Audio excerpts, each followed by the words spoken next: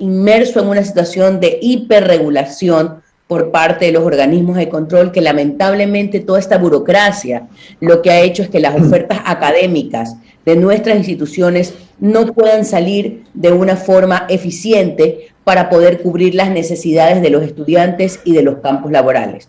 Es por eso que aplaudo esta reforma y sobre todo los ejes en donde se van a trabajar. Primero, la autonomía. Cuando hablamos de autonomía, debemos de comenzarla a ver como una situación que nosotros debemos ejercer de una manera bastante consciente, en el sentido que la autonomía no significa autarquía. ¿Qué significa esto? Que todas las instituciones de educación superior tenemos las competencias para diseñar las ofertas académicas dependiendo de todas las áreas del conocimiento que tengamos, y que no tengamos que ser, pues, lamentablemente supervisados. Yo no digo que no deba existir una regulación, Vicente, pero no puede haber lamentablemente el Consejo de Educación Superior ha asfixiado a las instituciones de educación superior, porque todos los programas, todas las carreras que enviamos, todas las revisiones toman mucho tiempo, y entonces el mundo, y usted lo sabe, el campo laboral es muy flexible, cambiante, y nosotros tenemos que esperar un tiempo demasiado largo, y se nos está quitando esa característica innata que tenemos las instituciones de educación superior, de generar propuestas académicas, por un lado. Luego de esto también tenemos que identificar que no es posible que el Consejo de Educación Superior, al momento que tiene tanta burocracia interna, nos hagan pensar de que tienen expertos para cada una de las diferentes carreras y programas que nosotros proponemos. Es en la academia donde están todos los especialistas de nuestras carreras y de las áreas. Entonces, era un poquito contradictorio la situación. Segundo, la importancia de que el sistema de nivelación y admisión sea incorporado dentro de las gestiones propias de las instituciones de educación superior.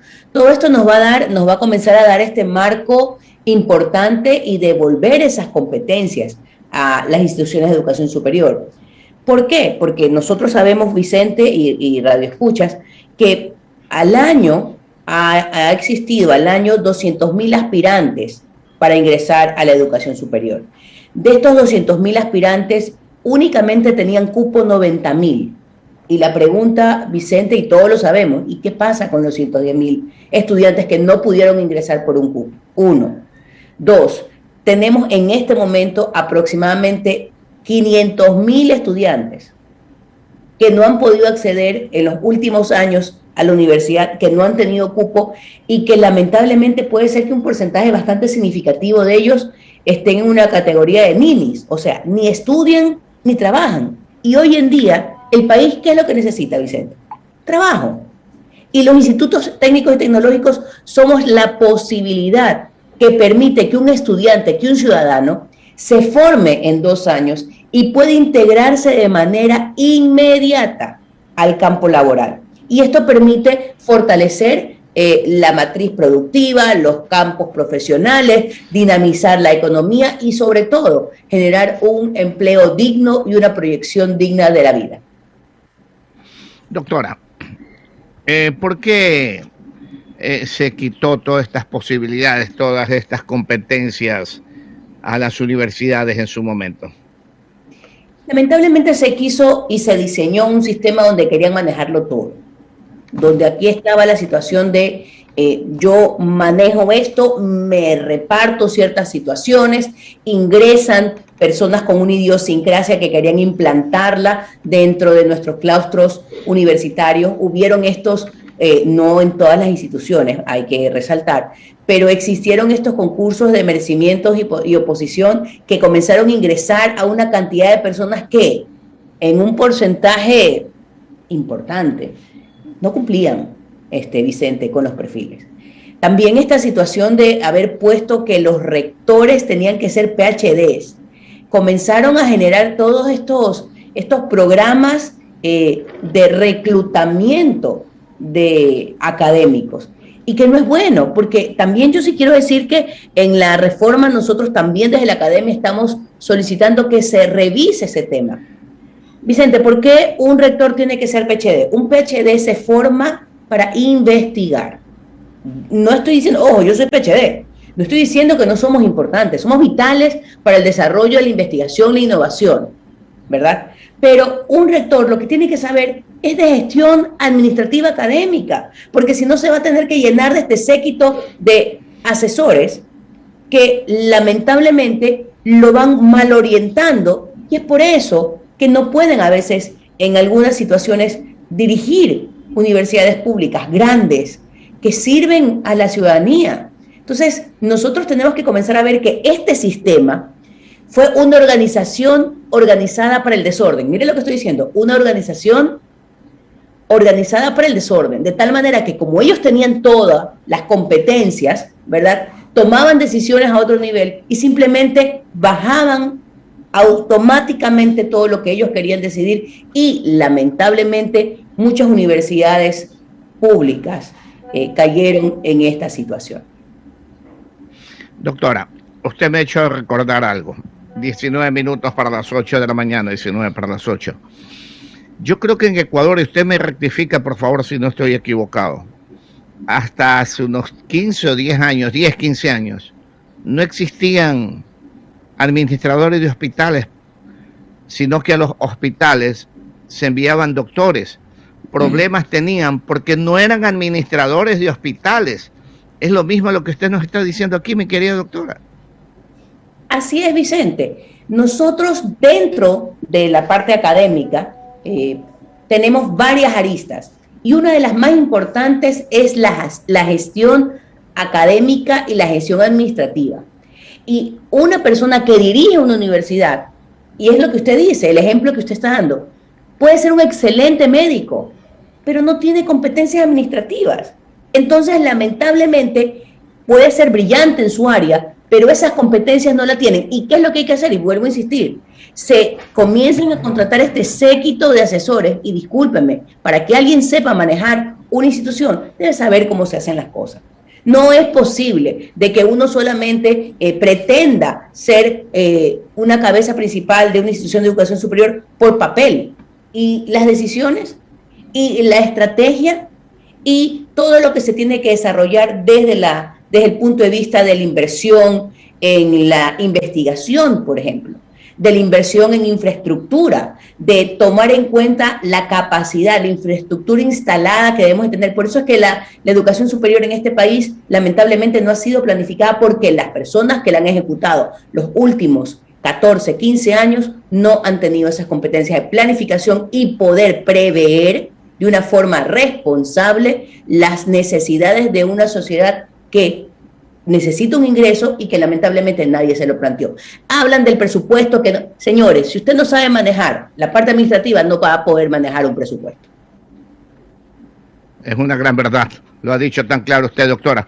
17 minutos para las 8, 17 y las 8, con la doctora Montserrat Bustamante Chan, ex candidata a la vicepresidenta de la República, expresidenta de la Comisión de Fortalecimiento Institucional de la Universidad de Guayaquil y vicerrectora académica del Tecnológico Arcos. Pero mire, aquí hay una situación. Estamos en un país realmente complicado. ¿Por qué esperar 6 años para poder ingresar al mercado laboral? ¿Por qué no esperar 1, 2, 3 y hasta 4 años a lo mejor, con una serie de profesiones intermedias que automáticamente nos dan para poder vivir, pero ayer, mi querida doctora, no esperar los 6 u 8 años que nos toca para graduarnos de ciertas profesiones?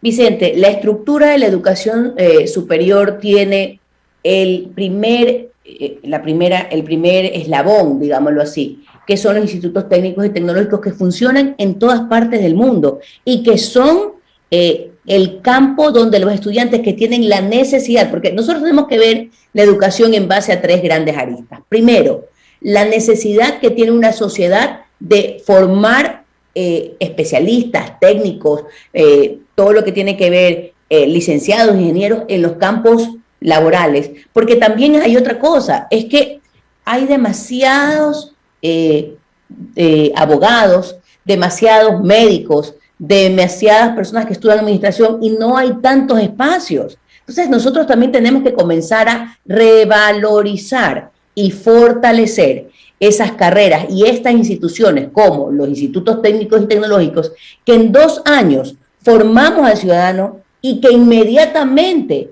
ingresa al área productiva. En otros países los institutos técnicos y tecnológicos son los que forman la pirámide, la base de la pirámide productiva del país. Y por lo tanto es que los ciudadanos que necesitan ser rápidamente insertados en la profesión necesitan ingresar porque necesitan comenzar a trabajar. Tienen necesidades como se casan antes o tienen que ayudar en el hogar o en la economía. Entonces ingresan porque de esa misma forma se articulan rápidamente. ¿Cuál es la diferencia entre contratar un bachiller, por ejemplo, y una persona que sale como técnico o tecnólogo en una profesión específica? Le da esas herramientas y esa situación de perfeccionarse. Ahora, eso no significa, y lo bueno es que se pueden generar puentes académicos. ¿Qué son puentes académicos, Vicente? Que este estudiante que se graduó de técnico tecnológico luego puede seguir avanzando en la necesidad que esta persona tenga en una licenciatura, en una institución de educación superior. Y también nosotros tenemos todo lo que tiene que ver con los tecnológicos superiores, que son de nivel de universidad, y también tenemos las maestrías tecnológicas. Entonces, dentro del espectro de los institutos técnicos tecnológicos hay mucha oportunidad y sobre todo el fortalecimiento de 2 cosas: el sector productivo, la parte del empleo, porque hoy más que nunca todos sabemos que los jóvenes de este país necesitan trabajar y estudiar. Y los institutos técnicos tecnológicos somos la vía adecuada para generar ese proceso dual. 14 minutos para las 8 de la mañana. Doctora Bustamante, ¿cómo va hasta estos momentos, antes de las preguntas del economista Osvaldo Calderón, la reforma a esta ley? Bueno, dentro de lo que hemos planteado y hemos podido observar, esta es una antesala, Vicente, una antesala para una reforma mucho más grande luego, porque se necesitan generar espacios donde, por ejemplo, los estudiantes ya sabemos que pueden elegir lo que quieran estudiar. Por ejemplo, Vicente, si a mí me hubiesen tomado el examen anterior y me hubiera salido que me daban un cupo en química, sin decir nada de la profesión, me parece que es súper interesante. Yo no tengo pues las competencias para hacer química. Yo toda la vida he tenido vocación de maestra. Por lo tanto, había 2 opciones. O yo aceptaba por la desesperación el cupo y quizás en el segundo año no pasaba y ya había una inversión por parte del Estado, los fondos de todos nosotros, nuestros impuestos, iban a mí, ¿verdad? Y yo, lamentablemente, desertaba, porque no me sentía cómoda, porque no lo iba a lograr, ¿verdad?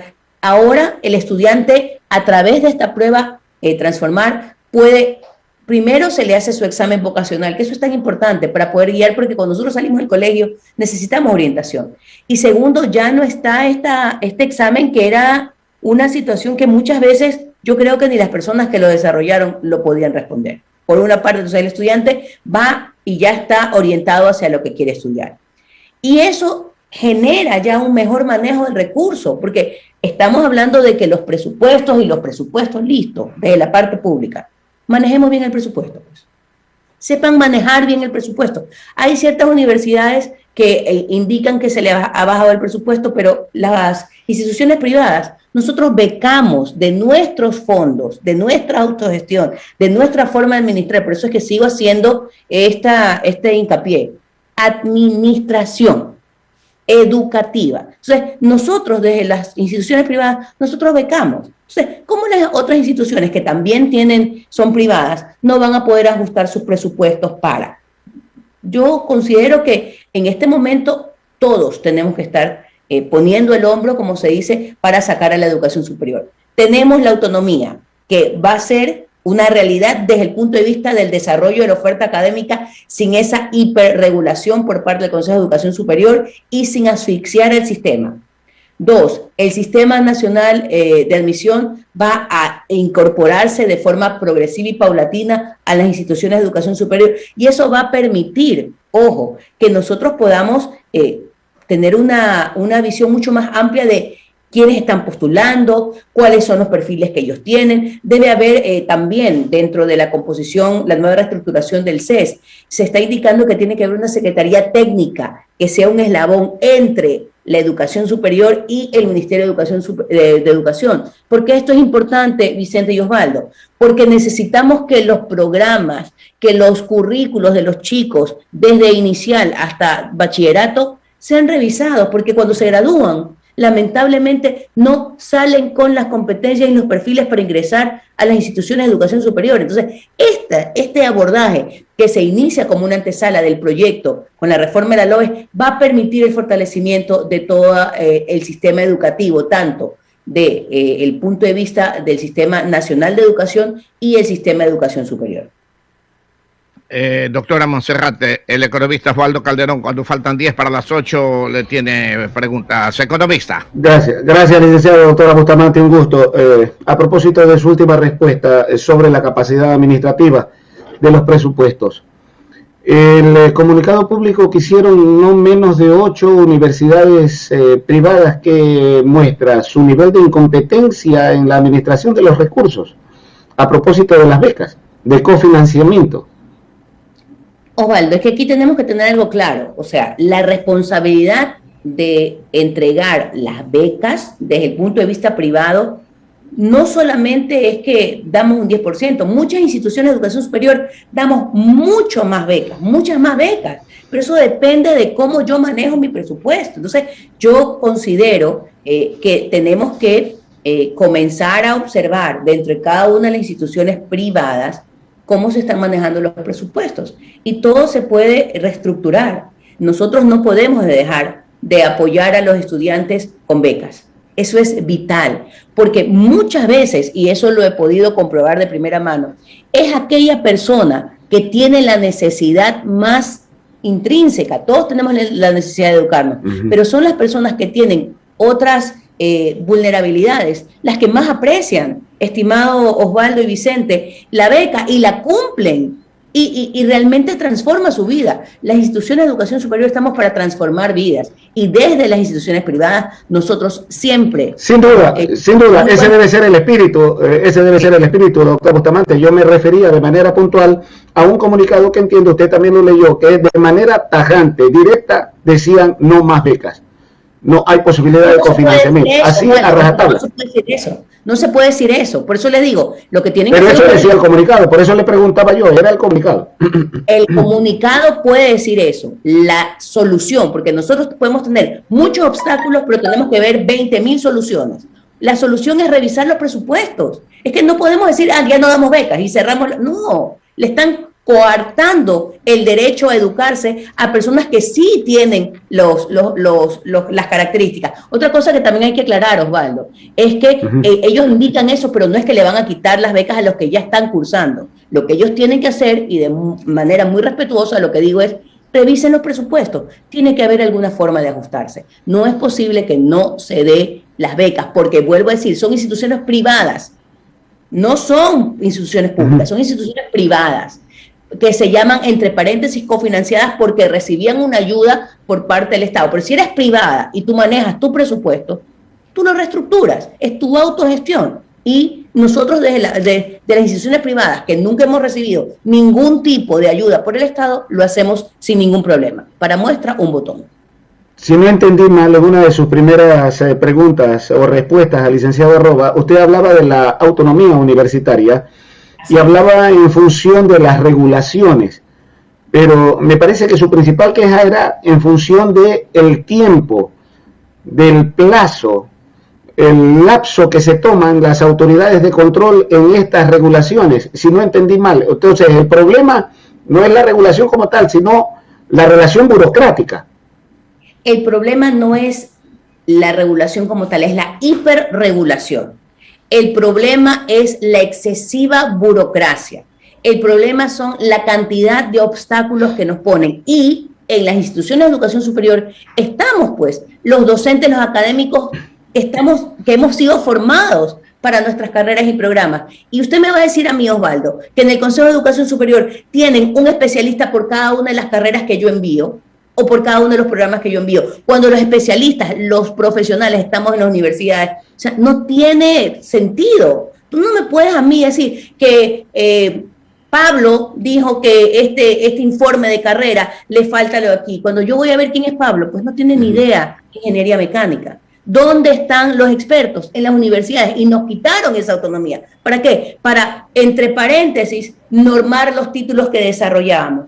Pero por favor, si me está revisando el proyecto alguien que no tiene las competencias, ¿de qué calidad me estás hablando? La calidad está en las instituciones de educación superior. Y somos nosotros los que, a través de un manejo claro de nuestra autonomía, porque vuelvo a repetir, autonomía no significa autarquía, que yo hago lo que a mí me da la gana, no. La autonomía significa tener los expertos porque estamos en las universidades, para eso existimos en las instituciones de educación superior, y al mismo tiempo proponer situaciones y carreras y programas que van a ayudar al progreso de los campos laborales, porque lo que tenemos que tener claro es, uno no oferta una carrera para graduar personas que no tienen dónde trabajar. Uno oferta carreras ajustadas a las necesidades del campo laboral para que las personas puedan insertarse de forma efectiva en la dimensión del trabajo. Una última pregunta de mi parte, doctora Bustamante. El asambleísta Luis Almeida Morán está luchando por la reapertura de universidades que fueron cerradas. ¿Universidades pero con excelencia académica o sin excelencia académica, doctora? Mire, nosotros consideramos desde la academia de que todos los que estamos dentro del sistema de educación superior hemos pasado por todas las acreditaciones. 1, 2, pasar una acreditación no solamente implica tener calidad, implica que tenemos un claustro de docentes y una expertise ya en el campo. Yo considero que también hubo un tinte bastante político, Osvaldo y Vicente, y ustedes lo saben, durante los últimos años, y se podría decir de que quizás hubo cierto tipo de cacería, ¿sí?